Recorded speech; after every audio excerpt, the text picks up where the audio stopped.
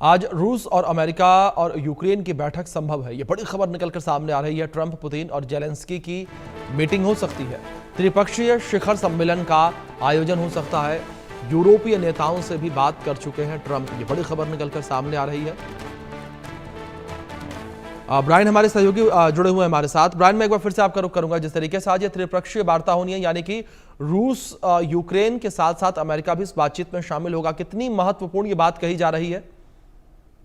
देखिए, अगर रिपोर्ट्स के मुताबिक माने तो आज बहुत ही ज्यादा एक महत्वपूर्ण मीटिंग हो सकती है जिसमें डोनाल्ड ट्रंप, व्लादिमीर पुतिन और व्लादिमीर जेलेंस्की एक ही टेबल पर बैठेंगे। कुछ दिन पहले ही अमेरिकन राष्ट्रपति डोनाल्ड ट्रंप ने यूरोपियन लीडर्स को भी ये बताया था कि वो 22 अगस्त को एक त्रिपक्षीय शिखर बैठक, जो कि ट्राइलैटरल समिट भी कहा जाता है, उसको करने की कोशिश करेंगे। और इस मीटिंग का main focus obviously Russia Ukraine के बीच चल रही जंग को खत्म करने का रास्ता ढूंढना होगा, ताकि सीज फायर जल्द से जल्द हो जाए।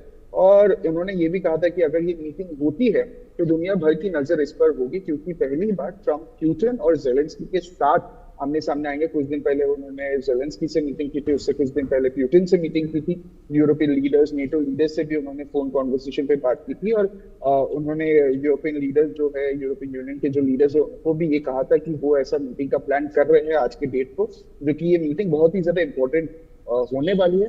और एक्सपर्ट्स का अगर अगर माने हम, तो उन्होंने भी ये कहा है कि ये समिट शांति की तरफ एक नया कदम हो सकता है, लेकिन इस पर अभी अनसर्टेनिटी भी बनी हुई है कि ये मीटिंग होना भी काफी डिफिकल्ट है। पर हाँ, डोनाल्ड ट्रंप ने कहा है कि आज वो मीटिंग का प्रयत्न करेंगे, ट्राई करेंगे। पर हाँ, ये मीटिंग का main focus obviously Russia Ukraine के बीच चल रही जंग को खत्म करना बहुत ही ज्यादा जरूरी होगा।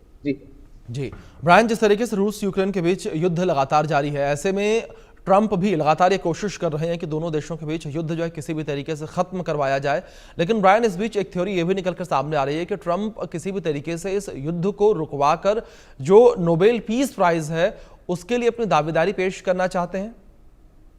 जी बिल्कुल, ये बहुत ही ज्यादा कॉन्क्रीट लाइन पे ये जो वार्तालाप हम कर रहे हैं ये जा रहा है, क्योंकि देखिए पहले से ही डोनाल्ड ट्रंप का एक पैटर्न रहा है क्रेडिट लेना।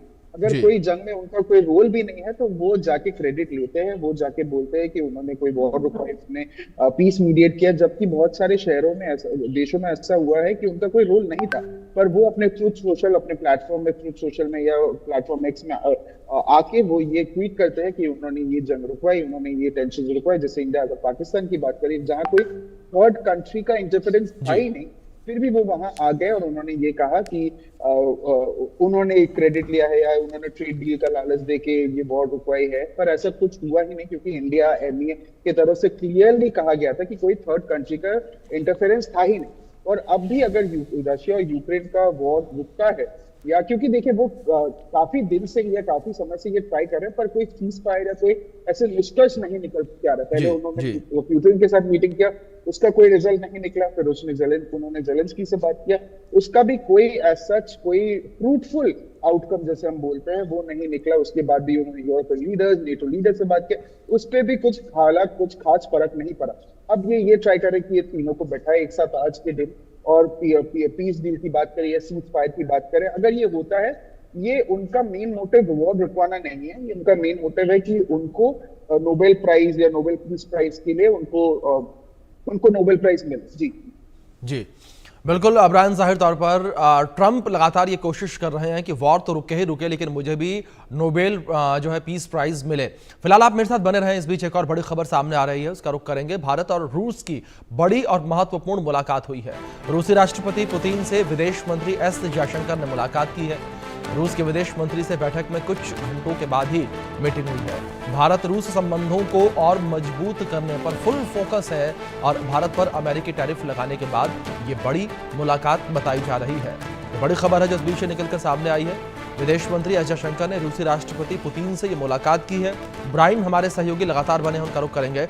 ब्रायन, जिस तरीके से भारत और रूस के संबंध लगातार बेहतर होते चले जा रहे हैं, एक और रूस ने जो कच्चा तेल है वो 5% भारत के लिए सस्ता कर दिया, और इसके तुरंत बाद ही जिस तरीके से विदेश मंत्री एस जयशंकर ने पुतिन से मुलाकात की। जी बिल्कुल, देखिए भारत के विदेश मंत्री डॉक्टर एस जयशंकर 3 दिन के मॉस्को के दौरे में थे। और उन्होंने कल ही मॉस्को में रशिया के जो फॉरेन मिनिस्टर है सर्जी लैवरोव से मुलाकात की, उससे पहले डेप्यूटी प्राइम मिनिस्टर से मुलाकात की। तो क्लियरली आप देख सकते हैं कि काफी ज्यादा एक फ्रूटफुल आउटकम ये मीटिंग बना आ रहा है, जो कि बहुत ज्यादा इम्पोर्टेंट है। दोनों देशों का जो दोनों देशों के जो रिलेशन है उसको पुख्ता करने के लिए एस जयशंकर ने ये भी कहा कि उनके जो लैवरोव के साथ जो डिटेल डिस्कशन हुई थी उसमें दोनों देशों के बीच काफी बायलैटरल टाइज पे बात हुई थी, जैसे कि trade, investment, energy, fertilisers, health, skilling और मोबिलिटी, डिफेंस पे भी काफी ज्यादा इंपॉर्टेंट चर्चा हुई थी हम लोगों के बीच में, जो कि बहुत ही ज्यादा एक डिटेल्ड और फ्रूटफुल डिस्कशन था दो लीडर्स के बीच में। अब दोनों देश और दोनों नेताओं ने Ukraine, Europe, Iran, West Asia, Afghanistan और इंडियन सब कॉन्टिनेंट्स पर भी अपने व्यूज शेयर किए। साथ ही United Nation, G20, SCO summit और ब्रिक्स में भी दोनों देशों के कॉपरेशन पर भी बहुत ही ज्यादा डिटेल चर्चा हुई थी। अगर जयशंकर ने ये भी कहा कि उनकी ये मीटिंग आने वाले एनुअल समिट जो कि इस साल एंड में होगा, इसके लिए बहुत ही ज्यादा यूजफुल रहेगी और यूजफुल है, क्योंकि इससे उसके जो आउटकम्स और डिसीजंस का जो ग्राउंड वर्क है वो बहुत ही ज्यादा पुख्ता होगा, वो बहुत ही ज्यादा तैयार होगा। और इससे पहले जयशंकर ने मॉस्को में पुतिन से भी मुलाकात की।